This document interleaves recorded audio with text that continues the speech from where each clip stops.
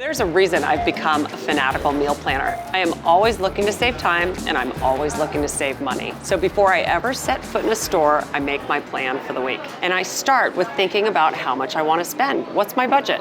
It can be different every week. I encourage you to do the same thing because no matter what your budget is, there are always ways to save money. And let's face it, we never want to shop blindly. So there are a couple ways I always look to save money before I set foot in the grocery store. One is that most stores have a great circular, or you can find things online now.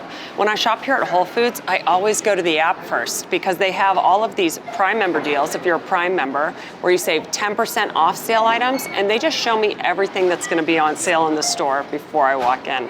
So I love to use this as I'm actually making my menu plan and picking out my big ingredients. Another great way to do it is sometimes I get to the store and it's really well marked what the specials are for the week. So if I see something like one of my favorite ingredients on sale, I'll actually change my meal plan to accommodate that and save a little money. I'm letting the sales inform my meal planning. Another great way to save money is to look at stores' brands or generic lines. You know, in the past, generic was maybe not such a great word. You thought you were sacrificing quality. I don't think so anymore. I say go to the store where you like to shop and give them a try. Here at Whole Foods, I'm always looking to buy their 365 almond milk, organic frozen fruit, olive oil, pasta sauce, the list goes on. The worst thing that happens is that you try them and maybe you don't love them, but you saved a little money this week and you can go back to your other brands next week.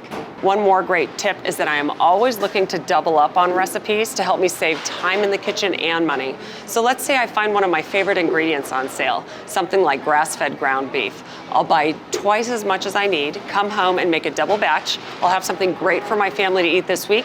I'll freeze the other half and bank it for later.